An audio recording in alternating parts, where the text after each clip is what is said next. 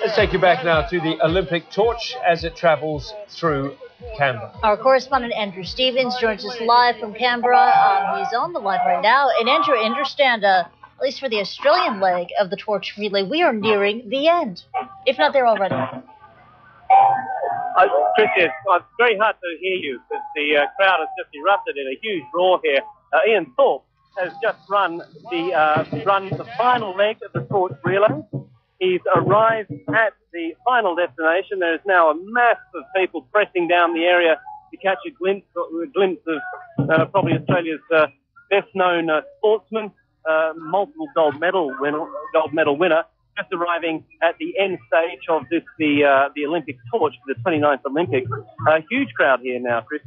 Thousands of people pressing their way forward. It's rather incongruous sight, seeing that the dragons, the lions, and the lion dancers here going down through the gum trees to get a better picture and get better shots of this event as it unfolds here.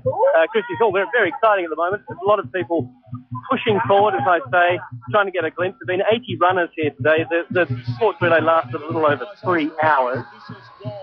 And there has been a lot of goodwill expressed along the track. There have been protests. There have been 5 arrests so far. We should add that this event, although the official part is coming to an end, there is still thousands upon thousands of supporters here. There are also hundreds and hundreds of pro-Tibetan supporters. But at this stage, there have been 5 arrests reported by the Australian police, and that took place pretty much at the start of the relay about 3 hours ago, Christy.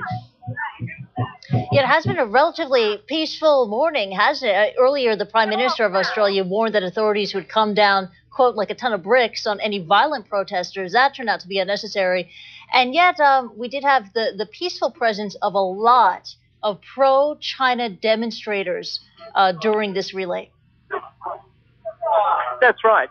There have been the expectations exceeded by the supporters for the pro-Tibet rally. Around about 1,000 people expect to have got here to Canberra. But all along in Australia, there has been very clear messages coming out from the pro-Tibetan community that their message is one of peace, and they have in no way condoned any of the violence that has been happening around the torch relays in other parts of the world.